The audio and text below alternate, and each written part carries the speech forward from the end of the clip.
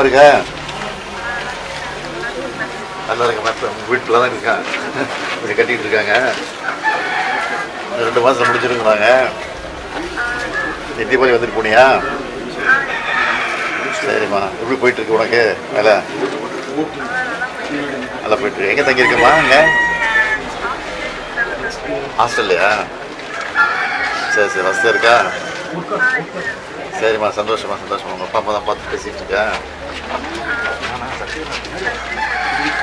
சரிம்மா சரி.